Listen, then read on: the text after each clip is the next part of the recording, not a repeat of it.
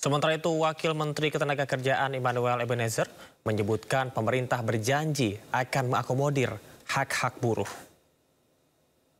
Kolaborasi dengan kawan-kawan serikat pekerja dan buruh ya, apalagi besok akan dihadiri oleh Presiden Pak Prabowo Subianto dan beberapa pembantunya. Karena ini kan momen sejarah seorang pemimpin negara selama 60 tahun baru ini pemimpin negara, Presiden hadir bersama kawan-kawan buruh. Yang pasti kita akan melakukan kajian lah ya, tuntutan-tuntutan itu. Selama itu bisa kita akomodir, kita akan akomodir. Kalaupun tidak bisa, kita akan diskusikan.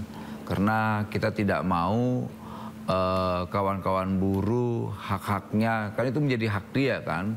Hak-haknya malah diabaikan gitu. Tapi tetap kita akan melakukan kajian-kajian agar tuntutan ini bisa menjadi win-win solution ya, karena ini kan antara industri dan kawan-kawan buruh misalnya, ya kita harus bisa tetap menjadi jembatan komunikasi yang baik lah.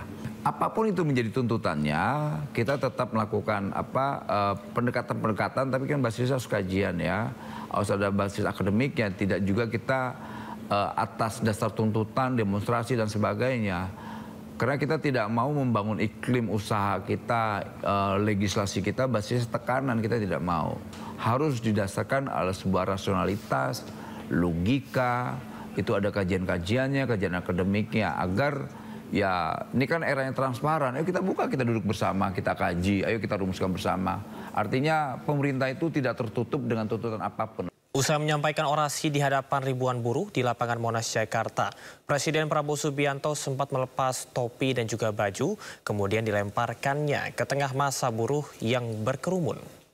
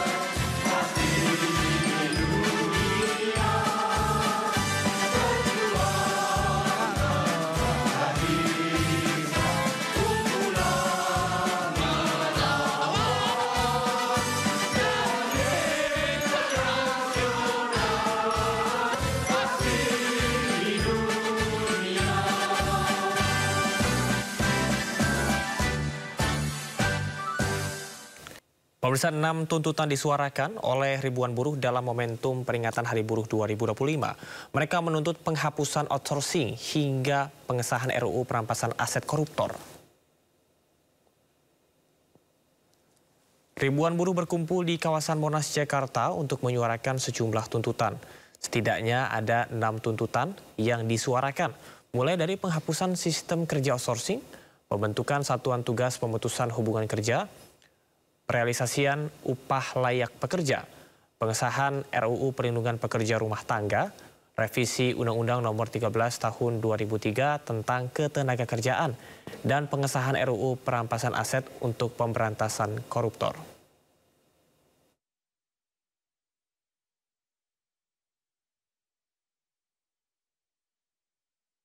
Peringatan Hari Buruh 2025 diwarnai dengan sejumlah tantangan. Gelombang PHK melanda beberapa sektor industri dan pemerintah pun menyiapkan jurus jitu menghadapi ancaman badai pemutusan hubungan kerja di Indonesia. Mengatakan saya dibohongi oleh menteri-menteri saya. Ada yang mengatakan bahwa ekonomi Indonesia bagus hanya di atas kertas. Tidak, di depan mata ekonomi kita, di depan mata. Ekonomi kita kuat dan akan lebih kuat lagi. Kita berjuang. Peringatan Hari Buruh 2025 berjalan di tengah maraknya pemutusan hubungan kerja. Gelombang pemutusan hubungan kerja atau PHK melanda beberapa sektor industri dan meninggalkan ribuan pekerja dalam ketidakpastian. Jumlah warga Indonesia yang terkena PHK pun terus meningkat di awal tahun 2025. Pada bulan Januari 2025, tercatat 3.325 orang terkena PHK. Jumlah ini masih di bawah pada bulan Januari 2024, yaitu 3.332 orang, namun masih lebih tinggi dibandingkan pada bulan Januari 2023, yakni sebesar 2.867 orang. Tingkat PHK meningkat drastis di bulan Februari 2025, di mana 18.160 orang harus kehilangan pekerjaannya. Jumlah ini jauh lebih tinggi dibanding pada bulan Februari 2024 yang hanya 7.100 orang. Sementara tahun 2023 ada 3.892 orang terkena PHK, jauh di bawah tahun ini. Pemerintah bukannya tak punya solusi.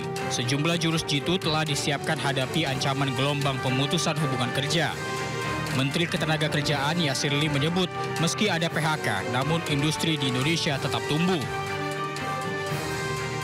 Jadi data kami PHK itu ada, gitu ya. PHK memang jumlahnya agak meningkat dari tahun yang lalu. Tapi yang ingin saya sampaikan juga industri itu juga tumbuh.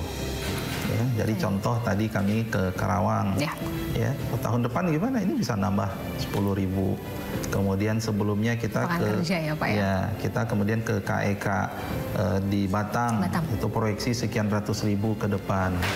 Kemudian saat kemarin ada kasus Ritex, ya dinas provinsi mengatakan kami sudah siap dengan belasan ribu juga, ya lowongan pekerjaan kalau ya ada yang mau. Di Hari Buruh ini, pemerintah, pelaku usaha, hingga serikat buruh perlu duduk bersama mencari solusi pemutusan kerja. Kebijakan yang adil bagi buruh dan pelaku usaha pun perlu dibuat untuk perbaikan nasib buruh dan warga Indonesia. Tim Liputan, iNews melaporkan.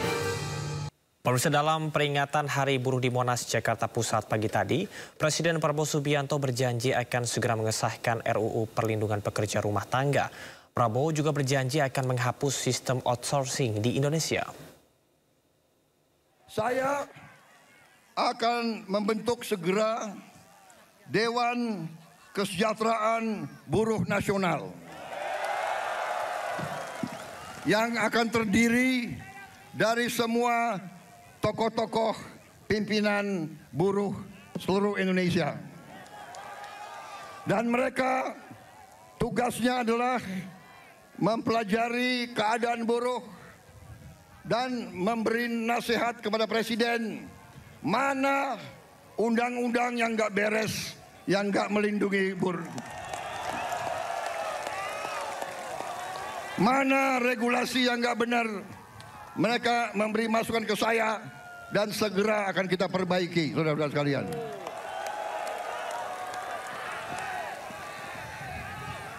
Saudara-saudara sekalian, kita juga atas saran dari pimpinan buruh, atas saran dari Pak Said Iqbal dan Pak Jumbur, kita akan segera membentuk Satuan Tugas PHK.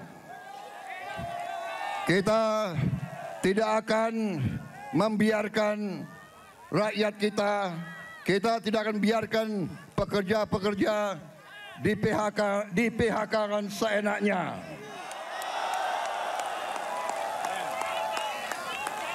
Bila perlu, tidak ragu-ragu kita, negara akan turun tangan, saudara-saudara sekalian. Saudara-saudara sekalian, juga kita akan segera meloloskan RUU Perlindungan Pekerja Rumah Tangga. Wakil Ketua DPR yang hadir, Pak Dasko, Pak Sufmi melaporkan ke saya, minggu depan RUU ini segera akan mulai dibahas.